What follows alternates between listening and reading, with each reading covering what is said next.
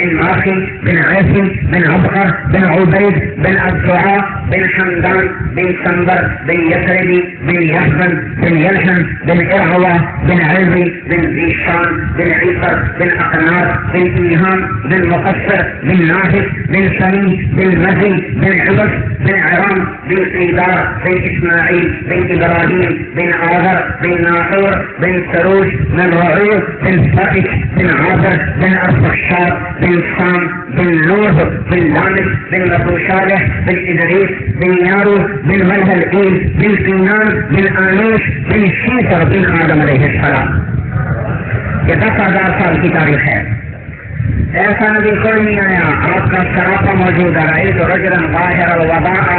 ہمارے نبی کا سراپا حلیہ. ہمارا نبی کیسا تھا؟ عادت کہتی میں ایک آدمی دیکھا بڑا صاف ستھرا ظاہر الوباء. ہاں بھائی میلے ٹوپی کوئی بزرگی کی نشانی نہیں سمجھے. میلی پگڑی میلا بستر میلی ٹوپی ڈھیر بزرگ سڑے ہوئے ہیں. یہ کوئی بزرگی سڑی نہیں ہے, سڑی ہوئی بزرگی ہے. ایک سڑے پشتوں کا ایک سڑا اردو کا سمجھے. میلا رہنا کوئی بزرگی نہیں. میلا میلی ٹوپی میلی سلوار میلا کرتا یہ بڑا بزرگ آدمی ہے. اور یہ کیا کرو یہاں تو ایسی مصیبت ہے بالکل ننگا ہو جائے گا تو بڑا پہنچا ہوا بزرگ ہے. پتہ نہیں کہاں پہنچا ہوا ہے. اردو میں کہتے ہیں پہنچا ہوا ہے. اور بھائی ہمارا نبی کیسا تھا؟ ظاہر الوباء. بڑا صاف ستھرا. آپ کے کپڑے نئے نہیں ہوتے تھے, پرانے ہوتے تھے پر میل نہیں ہوتی تھی, میلے نہیں ہوتے تھے. ظاہر الوباء ابلج الوجه چمکتا چہرہ لم تحده خجلہ. موٹے نہیں تھے کہ پیٹ ادھر جا رہا ہو آپ ادھر جا رہا ہو. لم تحده خجلہ. بعض آدمی ادھر جاتے ہیں پیٹ ان کا ادھر جاتے ہیں. بھائی موٹے ناراض ہونا تو قدرتی چیز ہے. کہیں بیچارے کچھ بھی نہیں کھاتے گھر کی پیٹ یہاں آ جاتا ہے. لم تحده خجلہ. ہمارا نبی موٹا نہیں تھا. ولم تدرك به ثقلا. ہمارا نبی پتلا نہیں تھا. کہیں تھا سہلا گنجا نہیں تھا. ثقلا پتلا نہیں تھا. وسیم قسیم. ہمارا نبی وسیم تھا قسیم تھا. وسیم کسے کہیں؟ وسیم اس خوبصورت کو کہتے ہیں جس کو جتنی دفعہ دیکھو تو پہلے سے زیادہ خوبصورت نظر آئے. جتنا دیکھو پہلے سے زیادہ, جتنا دیکھو پہلے سے زیادہ. اور قسیم کسے کہتے ہیں؟ جس کو جدھر سے دیکھو ادھر سے خوبصورت نظر آئے. آگے سے بھی پیچھے سے بھی دائیں سے بھی بائیں سے بھی اوپر سے بھی نیچے سے بھی. انگلیاں بھی ناخن بھی انگوٹھا بھی کھال بھی بال بھی سینہ بھی چھاتی بھی بازو بھی کمر بھی. سارے جسم کا ایک ایک حصہ جس کا خوبصورت ہو اس کو عربی زبان میں قسیم کہتے ہیں. اللہ تعالیٰ بھی اپنے نبی کے آنکھیں کے ذکر کرتا ہے. لا تمدن عینیک. اللہ تعالیٰ اپنے نبی کی زبان ذکر کرتا ہے. لا تحرک به لسانک. اللہ اپنے نبی کے چہرے کو ذکر کرتا ہے. فضل وجہ. اللہ اپنے نبی کے سینہ کو ذکر کرتا ہے. الم نشرح لک صدرک. اللہ اپنے نبی کے دل کو ذکر کرتا ہے. علی قلبک. اللہ اپنے نبی کی کمر کو ذکر کرتا ہے.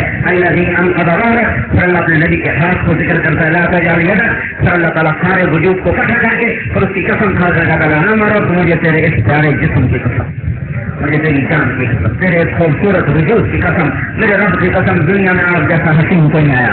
حضرت عائشہ فرمائی کرتی ہوئی اور مصر کی عورتوں نے یوسف علیہ السلام کو دیکھا تو ہاتھوں پہ چھڑیاں چلائیں. میرے محبوب کو دیکھی تو سینے پہ چھڑیاں مار لی. اللہ نے حسن ایسا دیا تھا. حضرت اما عائشہ کپڑا سی رہی تھی, ہاتھ سے سوئی گر گئی. اندھیرا گھر میں چڑھا تو بھاری ایسا ایسے تلاش کر اتنے میں ہمارے نبی تشریف لائے تو آپ کے چہرے کے نور کی شوق بڑی سوئی پر سوئی چمکنے لگی. صاحب نے اس نور سے سوئی کو اٹھایا. ایسا حسن کو اللہ نے ظاہر میں دیا تھا. باطن میں کیسا ہوگا؟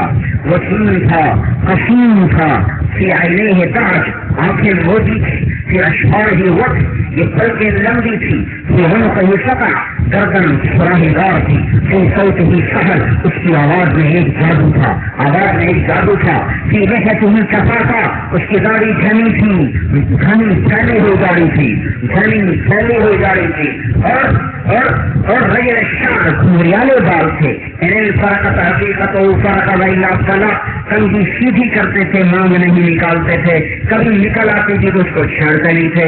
جب نکلتی تھی تو درمیان سے نکلتی تھی, نہ دائیں سے نہ بائیں سے. اور کان کی لو تک آپ کے بال تھے. اور کنگھی کرتے ہوئے دائیں طرف سے شروع کرتے پھر بائیں طرف سے شروع فرمایا کرتے تھے. اور آپ کی آنکھیں اداج موٹی احور سفید اشکل لمبی انجل اور روشن اور اہدب پلکیں دراز. اور اس میں سرخ ڈوڑے.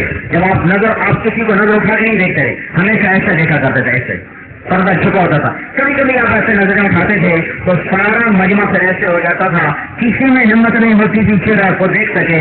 صرف ابو بکر اور عمر اس وقت میں آپ کے چہرے کو دیکھ کر مسکراتے تھے, ورنہ اور کسی میں ہمت نہیں ہوتی تھی کہ آپ چہرے پر نظر ڈال سکے. سب ایسے ہو جاتے تھے. جو نظر ہے مولانا آپ ایسے یوں دیکھتے تھے, آنکھوں کے امتحانوں سے آنکھ اٹھا کے نہیں. ہمارا نبی ایسے حیا والا تھا کہ وہ مردوں کو بھی آنکھ بھر کے نہیں دیکھتا تھا. آج کی نسل کیا کر رہی ہے بازاروں میں, کیسی بے حیائی آ گئی. یہ ہمارا نبی ہے. بڑے الفام, ہونٹ بڑے خوبصورت تھے, سہل الخدین, گال بڑے مطلب مناسب نکلے ہوئے نہ پچکے ہوئے, اور مشرف, یہاں سرخ یہاں گلابی رنگ تھا, گلابی رنگ.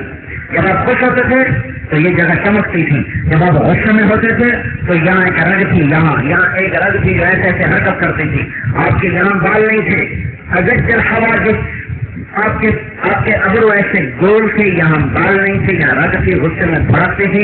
جب آپ غمگین ہوتے تھے تو ایسے بیٹھ جاتے. یہ آپ کے غم کی علامت تھی. داڑھی کو سیدھے ہاتھ سے پکڑا ہوتا تھا اور آپ ایسے بیٹھے ہوتے. تھوڑی دیر بعد سر پہ ہاتھ پیر پہ پھر ایسے داڑھی پکڑ لیتے. یہ بات کی نشانی ہوتی تھی کہ آج اللہ کا نبی غمگین بیٹھا ہوا.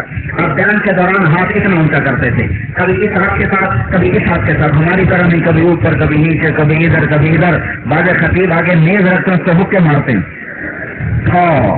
تو ہمارا نبی ایسا جذباتی نہیں تھا.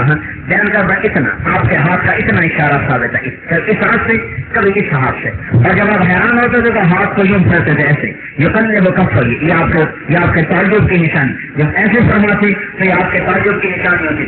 جب آپ مجلس میں بیٹھتے تھے چوپڑی مار کے بیٹھتے تھے. عطیات کی شکل میں صرف نماز میں بیٹھتے تھے, اس کے علاوہ چوپڑی مار کے بیٹھتے تھے. کھانا کھاتے ہوئے نہیں, عام مجلس میں. کبھی مجلس میں پاؤں پھیلا کے نہیں بیٹھے, ہمیشہ ایسے بیٹھتے تھے. اور دوران گفتگو آپ اپنے ہاتھوں کو اس طرح حرکت دیا کرتے تھے. یہ سیدھا ہاتھ, یہ انگوٹھا الٹے ہاتھ کا, یہ ہتھیلی سیدھے ہاتھ کی. یہ اس طرح آپ اپنے ہاتھوں کو حرکت دیا کرتے تھے. لیکن آپ کا ہاتھ ایسے یہاں گیا. ہاں بھائی, رات کسی نے خواب دیکھا, رات کسی نے خواب دیکھا. اور آپ کی مجلس صبح کی بڑی خوبصورت ہوتی تھی. اس میں کبھی دین کی باتیں ہوتی تھی, کبھی دنیا کی باتیں ہوتی تھی, کبھی ماضی کے قصے ہوتے تھے, کبھی آخرت کی ترغیب ہوتی تھی, کبھی مسائل کے مذاکرے ہوتے تھے, کبھی حالات پر قبضہ ہوتا تھا, کبھی ذمہ دار زراعت تجارت کی باتیں ہوتی تھی, اور کبھی لطیفے بھی ہوتے تھے. سمجھو, خوش بیان نہیں ہوتا تھا, لطیفے بھی ہوتے تھے. اور دو صحابی ہیں اور بڑے حقائق, ایک عبداللہ بن حذیفہ ہیں, عبداللہ بن حذیفہ السہمی, اور ایک اسد بن زرارہ, اسعد بن زرارہ. یہ کتنے بڑے آدمی تھے کہ جب اللہ کے نبی فتح مکہ میں داخل ہو رہے تھے تو آپ کے دائیں طرف ابو بکر تھے, اور آپ کے بائیں طرف اسد بن زرارہ پہ اونٹنی پر سوار, اور درمیان میں آپ کی اونٹنی تھی, آپ کے پیچھے اسامہ بن زید تھے. یہ اسعد انصار میں اتنے بڑے درجے کے صحابی ہیں کہ اللہ کے نبی نے ان کو اپنی بائیں طرف ان کو چلایا ہوا تھا. یہ فجر کی نماز میں جب دیکھتے کہ آج اللہ کا نبی بات نہیں, کیونکہ جب آپ کی بات کا ارادہ تو آپ خود بات شروع فرما دیتے تھے, اور جب آپ نے بات نہیں کرنی ہوتی تو آپ چپ کر کے بیٹھ جاتے تھے. پھر صحابہ انتظار کرتے کچھ بات کریں گی, جب دیکھا کوئی نہیں بات ہو رہی تو پھر آپس میں پتھر کرتے پھر کبھی وہ باتیں مسائل کی طرف چلی جاتی, کبھی آخرت کی طرف چلی جاتی, کبھی تجارت کی, کبھی زراعت, کبھی لطیفوں کی. تو اس میں اسد بن زرارہ رضی اللہ تعالیٰ عنہ وہ ایسے لطیفے سناتے تھے کہ صحابہ یوں گرے پڑے ہوتے تھے.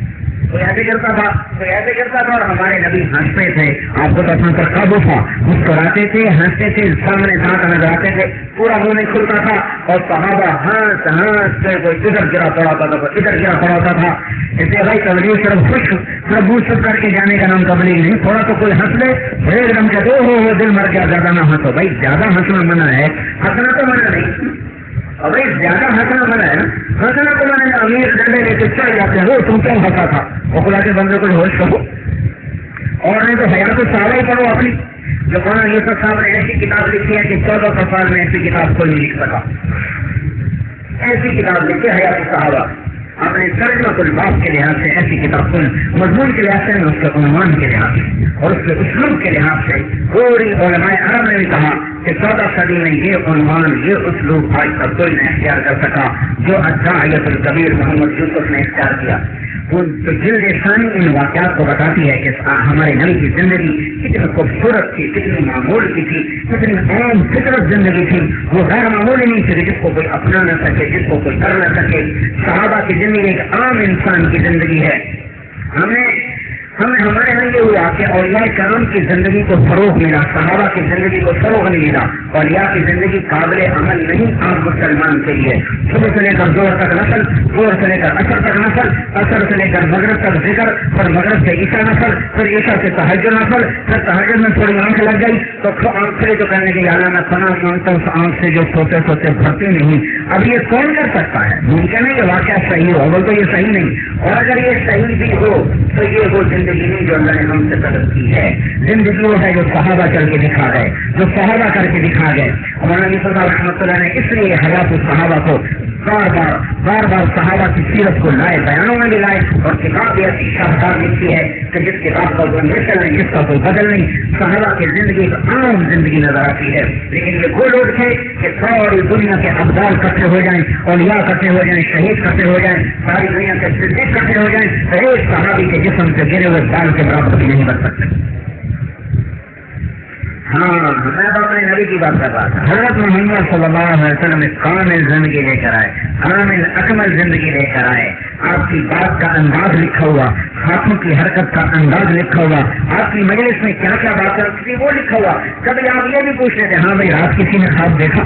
یہ بھی آپ کی مجلس کی بات ہے.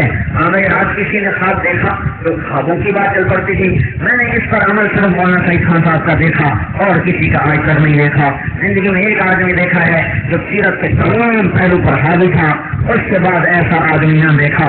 آپا کہا گردید ام مارے بتا ورزید ام بسیار خوباں دید ام لیکن تو چیزیں دی گئی. شاید کوئی اور تھی جو اللہ نے بنایا تھا جو سیرت کے تمام پہلوں پر حاوی ہو جائے اور ہر چیز کو اس کا وزن کے مطابق اس کے مطابق استعمال کرے. اس کے لیے بڑا علم چاہیے، بڑی صحبت چاہیے، زیادہ علم چاہیے، زیادہ صحبت چاہیے، پھر اللہ کی تعریف اور توفیق چاہیے. یہ ساری چیزیں ملیں تو پھر جا کر ایسے لوگ تیار ہوتے ہیں اور ہمارے جیسے کانٹوں پر بھی گزارا کرنا پڑتا ہے. تو میرے بھائی اور حضرت محمد صلی اللہ تبارک و تعالیٰ علیہ وسلم نے کامل زندگی لے کر جن کی ہر ادا محفوظ ہے. میں نے کتنی چھوٹی چھوٹی باتیں آپ کو آپ کے نبی کی بتائیں. جب آپ سے کوئی بات کرتا تھا ادھر سے کوئی آپ سے بلاتا، کوئی آپ کو ادھر سے بلاتا.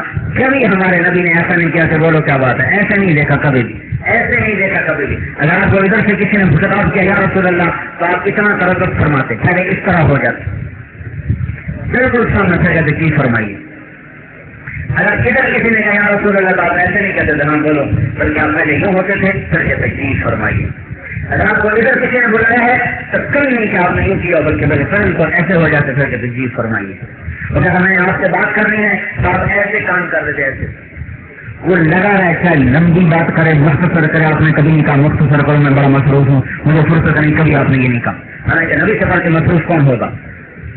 آپ کے باہر کی زندگی، آپ کے گھر کی زندگی موجود ہے. آپ گھر میں جھاڑو خود دیتے تھے. کوئی ہے جو گھر میں جھاڑو دے بیوی کی مدد کے لیے؟ آپ گھر میں آٹا خود گوندتے تھے. آپ کو روٹی پکائے گی میں آٹا گوند دوں گا. کوئی ہے جو بیوی کو آٹا گوند کے دے؟ یہاں تو الٹا چائے پر دنیا کو پٹائی کر رہے تھے. بیویوں سے حسن سلوک کا سبق ہی نہیں پڑا ہوا. ہمارے نبی گھر میں ضحاکن بخشامن، ہمارے نبی گھر میں مسکرانے والے تھے، ہنسنے والے تھے. اپنا جھاڑو گھر میں پکڑ کے جھاڑو خود دیتے تھے، اپنے کپڑے خود دھوتے تھے، آٹا خود گوندتے تھے. گھر والوں کے کام میں شریک ہو کر گھر والوں کا کے ساتھ کام میں ہاتھ بڑھاتے تھے اور اپنے جوتے کو خود کاٹتے تھے. یہ میرے نبی کی گھر کے اندر کی زندگی تھی. اپنے گھر والوں کے کام میں شریک ہوتے تھے، ان کی تنگی ترشی کو برداشت کرتے تھے. آگے آپ نے کبھی بھی غصے کا اظہار نہیں فرمایا بلکہ ہمیشہ مسکرا کر اس کو ڈال دیا. شاید ایک دفعہ وہ بھی تربیت کے لیے تھا کہ نبی کا کام تربیت بھی ہے. آپ ایک مہینے کے لیے بیویوں سے جدا ہوئے، یہ نہیں کہ آپ نے ان کو پٹائی شروع کر دی اور آپ نے ان کو تھپڑ مارنا شروع کر دیے، بلکہ ایک دفعہ حضرت عائشہ اور ہمارے نبی نے حضرت عائشہ ناراض ہو گئی. حضرت اللہ تعالیٰ نے بڑا منایا، وہ مانے ہی نہیں. تو آپ نے ابوبکر صدیق کو بلا دیا، آؤ بھائی ہماری صلح کرواؤ. ابوبکر صدیق صلح کروانے آئے تو پوچھا مسئلہ کیا؟ پہلے حضور نے بتایا بھائی یہ مسئلہ ہے. تو حضرت عائشہ سے پوچھا تو بتا کیا مسئلہ ہے؟ وہ بتانے میں ذرا تیز ہو گئی. ابوبکر تو بات سننے ایک تھپڑ مارا. جب تھپڑ پڑا تو بات کے حضور کے پیچھے آ کے بیٹھ گئی. تو آپ نے کہا ابوبکر ہم نے تمہیں فیصلے کے لیے بلایا، مارنے کے لیے بلایا؟ ہمارے اپنے نبی کی اور حیات الصحابہ پڑھا کرو اللہ کے واسطے. مجھے مولانا سعید خان صاحب رحمۃ اللہ علیہ فرما رہے تھے تو نے 10 دفعہ پڑھنی ہے. 3 جلدیں ہیں, میں نے 5 دفعہ پڑھی ہیں, لیکن 6ٹھی دفعہ پڑھنے کا موقع نہیں مل رہا. جتنی دفعہ شروع کرتا ہوں کوئی نہ کوئی کبھی ایک تو سفر ہی نہیں اب جان چھوڑتے, اور دوسرا پھر لوگوں کی محبت ملنا ملانا. وہ ایک میں باقی تھا وہ کیا بھائی میں صبح کا بیان سنا